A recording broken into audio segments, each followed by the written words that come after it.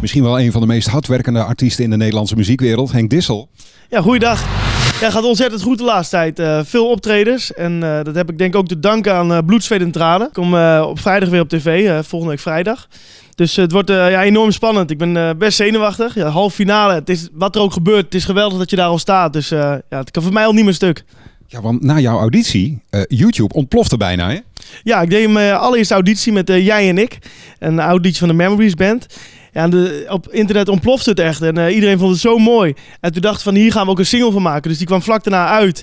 Ja, en voor de mensen was dat natuurlijk echt een verrassing. Van, normaal breng ik echt eigen liedjes uit en nu een keer een cover. En er wordt zo goed op gereageerd. In de zalen wordt het liedje zelfs meegezongen nu door jongeren. Dat ik mensen van 15, 16 jaar een liedje van de Memories Band zie meezingen. En dat is voor mij wel een voldoening en heel mooi om te zien. Ja, toen dacht ik hier moeten we meer mee gaan doen en dat gebeurt nu. Ja, ik zit nu onder contract bij Fosound in Volendam.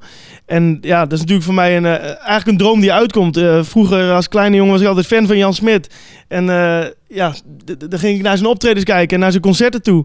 En dan heb je een droom van die je hoopt ooit een keer met hem samen te zingen of misschien wel samen te mogen werken. En dat gebeurt dan nu. Dus dat is voor mij een droom die uitkomt eigenlijk. We hebben zelf contact gezocht. En dan moet je natuurlijk nog maar hopen dat ze iets in je zien zitten. En dat gebeurde ook nog. Dus ja, dat is natuurlijk fantastisch. Weet je, als Jan Smit het in jou ziet zitten en het hele team daaromheen. En je mag samen gaan werken. En daar zijn we nu mee bezig. En er gebeuren nu al hele mooie dingen. We zijn nu bezig met liedjes opnemen en ja, rustige liedjes ook. Echt om te laten horen wat je nog meer kan.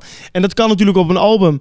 En ik vind ook een eerste album moet supergoed zijn. Weet je wel? Daar moeten mensen over misschien wel jaren over praten. Van, dat moet je eens gaan luisteren. Dus daar zijn we mee bezig. En dat gaat nog wel even duren, maar er liggen een paar liedjes klaar. En ik kan zeggen dat het wordt iets heel bijzonders.